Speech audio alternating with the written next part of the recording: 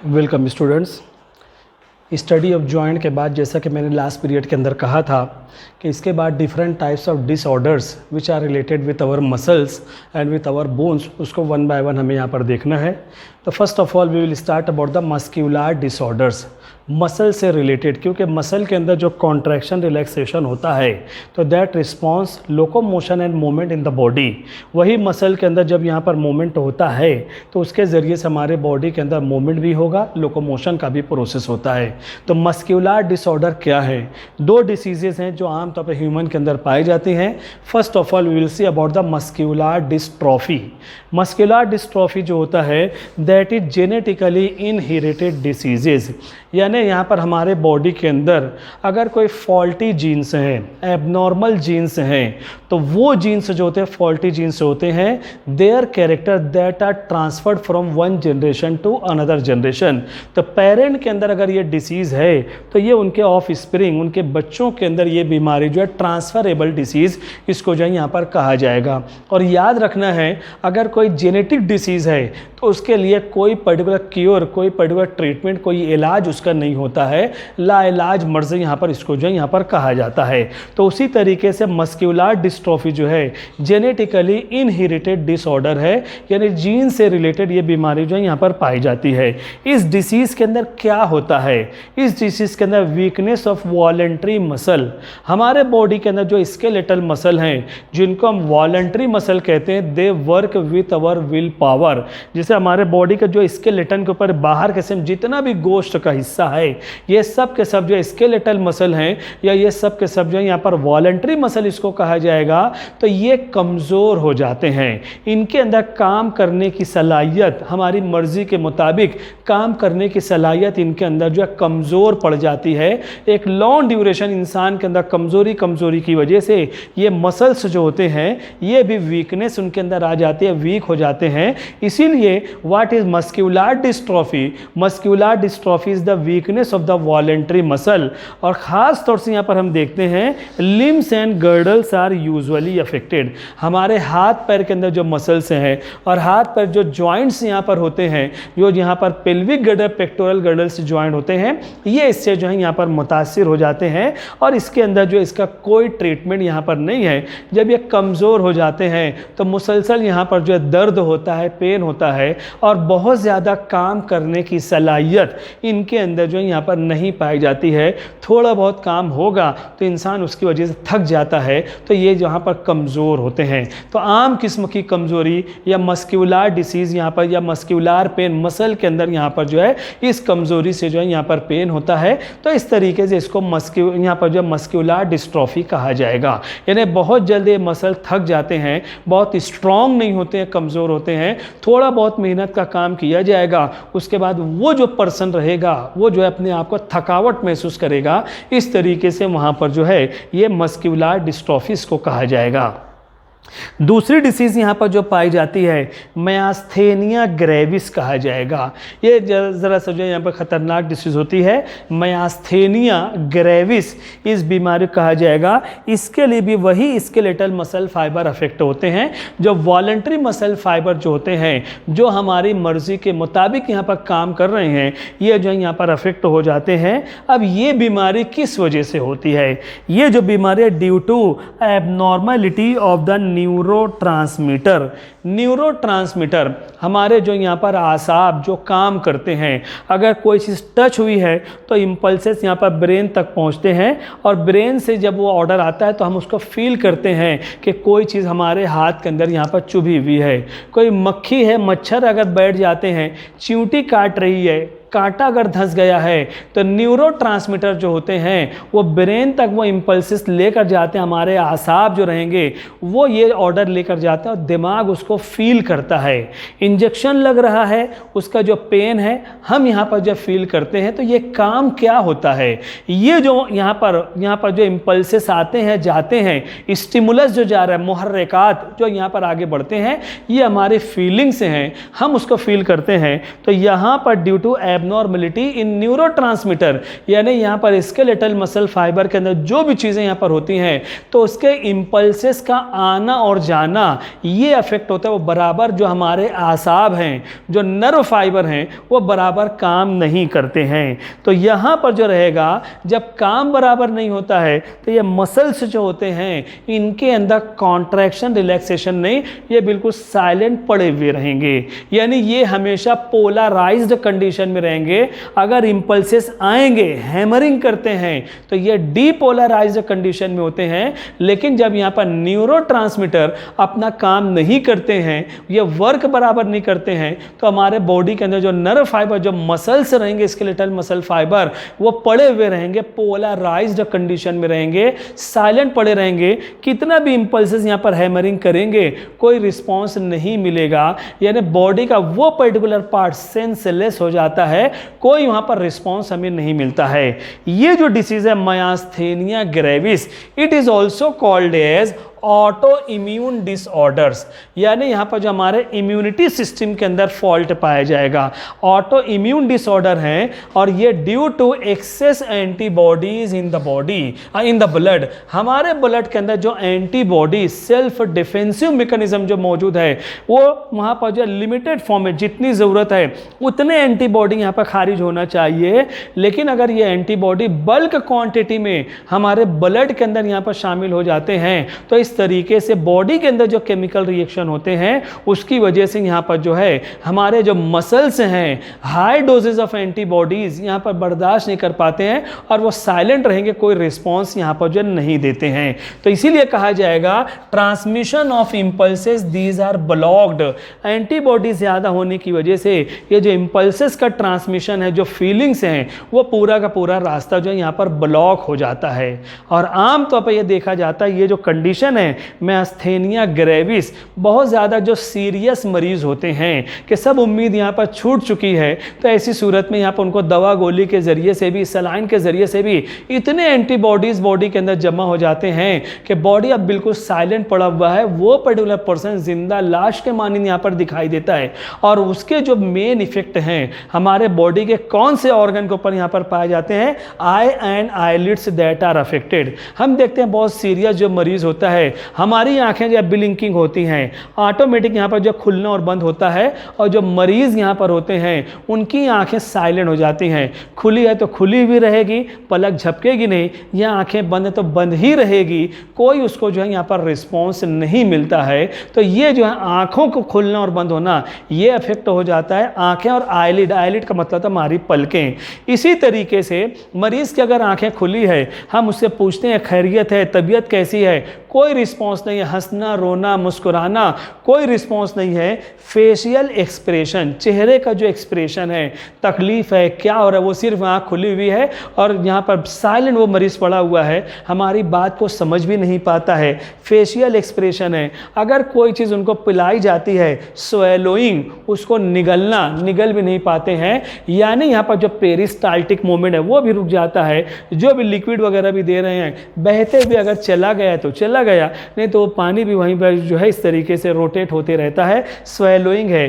कोई अगर खाना दिया, चबाना, ये एबिलिटी ख़त्म हो जाती है। स्पीच, बातचीत करना, सब चीज़ें यहाँ पर जो अफेक्ट हो जाती हैं। तो बहुत सीवियर कंडीशन जब होती है उस वक्त मरीज़ के अंदर, पेशेंट के अंदर ये अलामात, ये साइंस और सिम्टम्स जो उनके अंदर जो यहाँ पर दिखाई देते हैं, तो ये जो यहाँ पर मायस्थेनिया ग्रेविस या ऑटो इम्यून डिसऑर्डर इसी को कहा जाएगा। ये दो डिसीज़ हैं जो यहाँ पर मस्क्यूलर डिसऑर्डर्स हैं, और दोनों के अंदर हम देख रहे हैं हमारे voluntary muscle, skeletal muscle fibre, वो यहाँ पर जो अफेक्ट होते हैं। उसके बाद हमें यहाँ पर देखना है बोनल डिसऑर्डर, हमारे हड्डियों से रिलेटेड जो भी बीमारियाँ हैं। कई डिसीज़ हैं। पहली डिसीज़ जो सबसे कॉमन है वो है यहाँ पर आर्थराइटिस। आर्थराइटिस का मतलब होता है इन्फ्लेमेशन ऑफ द जॉइंट्स, हमारे जोड़ों के अंदर यहाँ पर इन्फ्लेमेशन। इन्फ्लेमेशन का मतलब है सूजन पैदा हो जाना।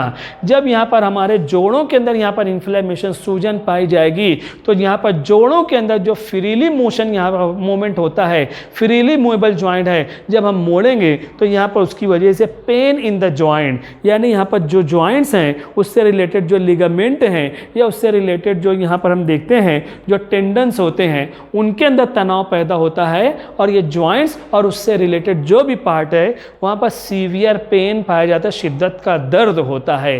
तो जोड़ों के दर्द की जो बीमारी यहाँ पर पाई जाती है उसको जो है आर्थराइटिस कहा जाएगा। अलग अलग कंडीशन में यहाँ पर जो है यह केमिकल की वजह से आर्थराइटिस की कई टाइप तक में 3 टाइप पाई जाती है। तो इसका स्क्रीनशॉट ले लो, उसके बाद मैं बताता हूँ टाइप्स ऑफ आर्थराइटिस कौन कौन से हैं, क्या उसके साइंस और सिंबल्स यहाँ पर जो है पाए जाते हैं, कौन से केमिकल वहाँ पर हैं, वो तमाम चीज़ें हम देखेंगे। तो उसके पहले आपको जो है स्क्रीनशॉट ले लेना है, फिर हम उसके जो है टाइप्स ऑफ आर्थराइटिस भी हम यहाँ पर देखते हैं। Thank you.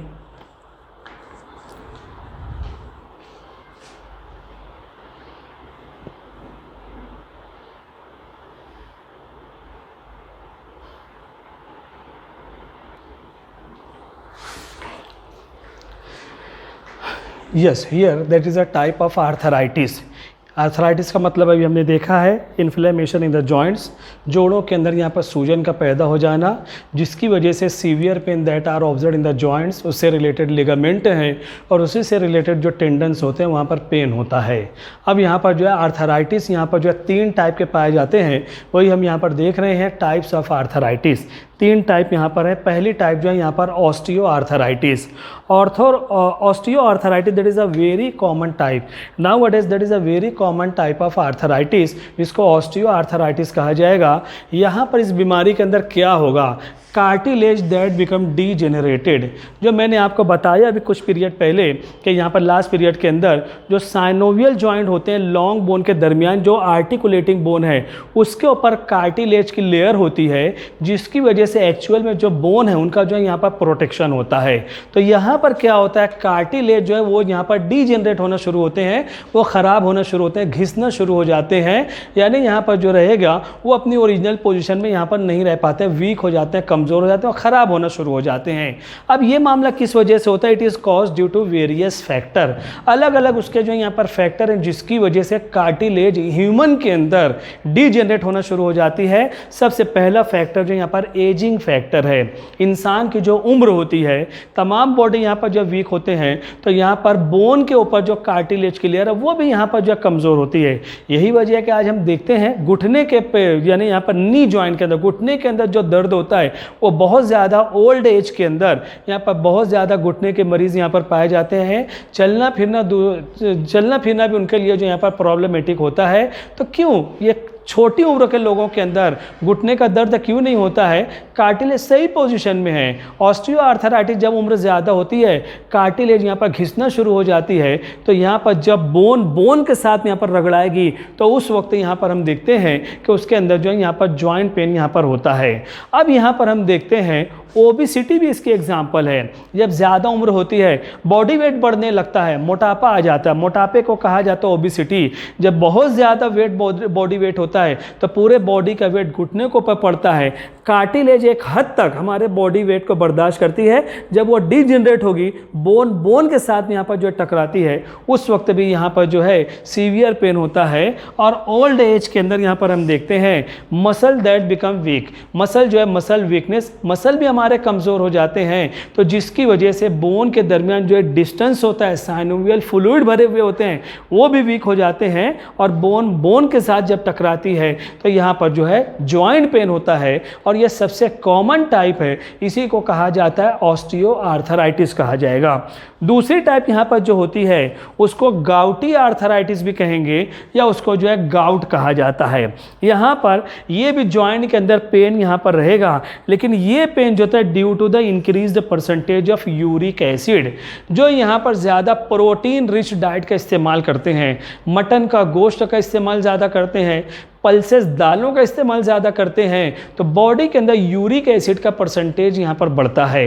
यूरिक एसिड के अंदर जो केमिकल है sodium urate nitrogenous waste material है जो which must be excreted outside the body, लेकिन ब्लड के अंदर इतना ज़्यादा परसेंटेज हो जाता है कि यूरिक एसिड के जो ग्रेन्यूल्स होते हैं वो हमारे जॉइंट्स के बीच में इसके क्रिस्टल से जमा हो जाते हैं। जब जॉइंट के बीच में इसके क्रिस्टल रहेंगे, जब हम चलते फिरते हैं तो वो क्रिस्टल जो है कार्टिलेज को डीजनरेट कर देते हैं और उसकी वजह से यहाँ पर जो है सीवियर पेन पाया जाता है। तो इसके अंदर क्या होता है, इन्फ्लेमेशन ऑफ द जॉइंट्स, उसके बाद यहाँ पर पेन होता है और डीजनरेशन ऑफ द कार्टिलेज। ये जो यहाँ पर यूरिक एसिड के क्रिस्टल हैं वो कार्टिलेज को जो यहाँ पर डीजनरेट कर देते हैं। तो इस तरीके से आज रिसेंट टाइम में मटन का गोश्त का इस्तेमाल ज़्यादा करने की वजह से यूरिक एसिड के पेशेंट जो यहाँ पर बहुत बढ़ रहे हैं और पूरे जोड़ों के अंदर, पूरे बॉडी के जॉइंट्स के अंदर यहाँ पर पेन होता है। तो इस तरीके से ये जो डिसीज़ है इसको गाउटी आर्थराइटिस कहा जाएगा। यहाँ पर डॉक्टर अगर यूरिक एसिड बढ़ा हुआ है तो यहाँ पर पल्सेस और इसी तरीके से यहाँ पर मटन या गोश्त इस्तेमाल करना टोटली उसको रोकना पड़ेगा। तो धीरे धीरे यहाँ पर यूरिक एसिड यहाँ पर जो ख़त्म होगा और यहाँ पर इंसान की नॉर्मल लाइफ चल सकती है, वो पेन ख़त्म हो सकता है। और बार बार अगर इंसान अपना वे ऑफ लाइफ यहाँ पर चेंज नहीं करता है तो ऐसी सूरत में यहाँ पर देखेंगे बार बार ये यूरिक एसिड का परसेंटेज बढ़ता रहेगा। They show their harmful effect to the kidney और that may cause kidney failure, kidney भी वहाँ पर उसकी वजह से फेल हो सकता है। तीसरी टाइप यहाँ पर जो पाई जाती है रूमेटॉइड आर्थराइटिस, इसको ऑटो इम्यून डिसऑर्डर कहा जाएगा। इस बीमारी के अंदर bodies immune system attacks its own tissues, हमारे बॉडी का जो इम्यूनिटी सिस्टम है वो हमारे खुद के टिश्यू को जो यहाँ पर डिस्ट्रॉय करना शुरू कर देता है। जब खुद के टिश्यू यहाँ पर डिस्ट्रॉय होना शुरू हो जाते हैं, कार्टिलेज वगैरह यहाँ पर जो है डिस्ट्रॉय होना शुरू हो जाते हैं, साइनोवियल मेम्ब्रेन, साइनोवियल फ्लूइड यहाँ पर अफेक्ट होते हैं, तो उसकी वजह से भी यहाँ पर जो है पेन जो होता है उसको रोमेटॉइड आर्थराइटिस कहा जाएगा।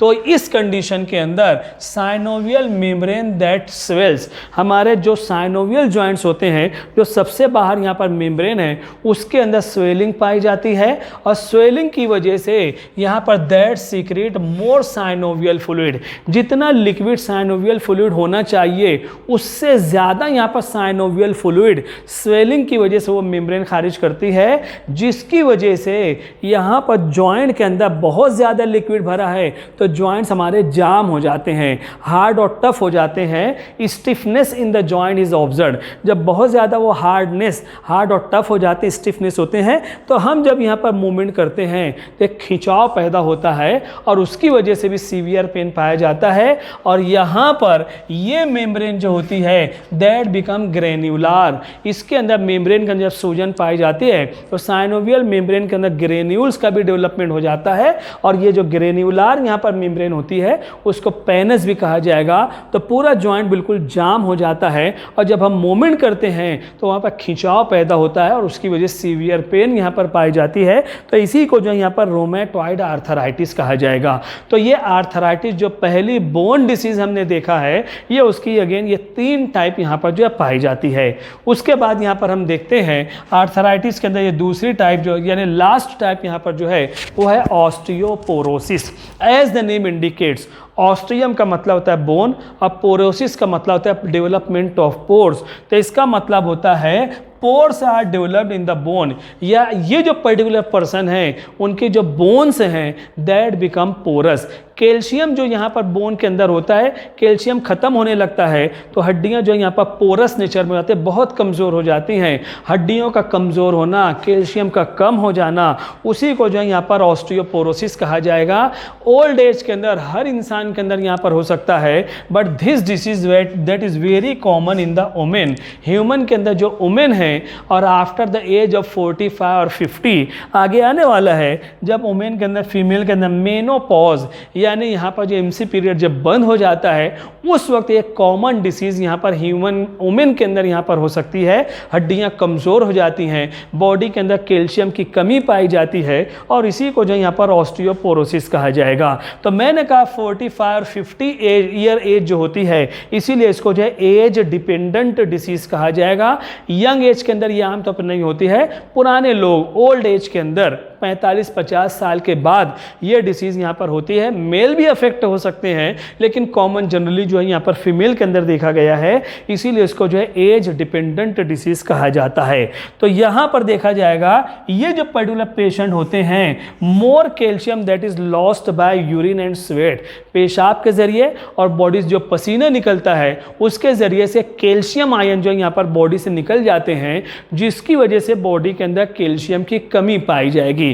कैल्शियम की कमी होगी तो यहाँ पर बोन्स हमारे कमज़ोर होते जाएंगे, तो इस तरीके से ऑस्टियोपोरोसिस पाया जाता है। इसका सोल्यूशन ये है, so more calcium rich diet that must be taken. ऐसी डाइट, ऐसे फूड मटेरियल हमें यूज़ करना है जिसके अंदर कैल्शियम ज़्यादा हो, और सबसे बेस्ट यहाँ पर जब मिल्क का यूटिलाइजेशन करना है नाश्ते वगैरह के अंदर या रात को सोते वक्त अगर मिल्क का ड्रिंकिंग यहाँ पर किया जाए तो वो कैल्शियम की कमी जो है यहाँ पर जो दूर हो सकती है। इसके अलावा इसके जो बीमारी का जो रीजंस हैं, due to lack of oestrogen, oestrogen जो female sex hormone secondary sexual character है उसका यहाँ पर हाइपोसिक्रीशन होगा, उसकी वजह से भी यहाँ पर होगा।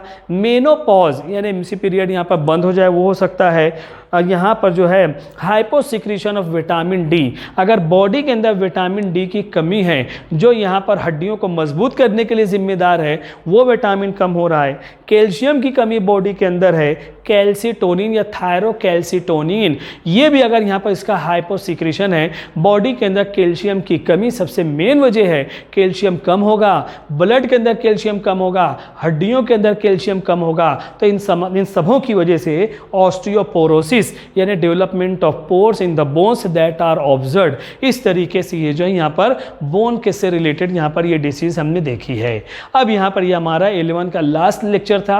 अब यहाँ पर 11 का पूरा पीरियड लेक्चर जो हमारे खत्म हो चुके हैं। स्टडी करना है और जो भी आपकी डिफ़िकल्टी है वो पर्सनल पर कांटेक्ट करके डिफ़िकल्टी पूछना है, फिर जैसा रहता है इंशाल्लाह हम लोग मुलाकात करते हैं। इस तरीके से in this way we have already completed our 11th syllabus. Thank you very much. Screenshot ले लो आप इसका।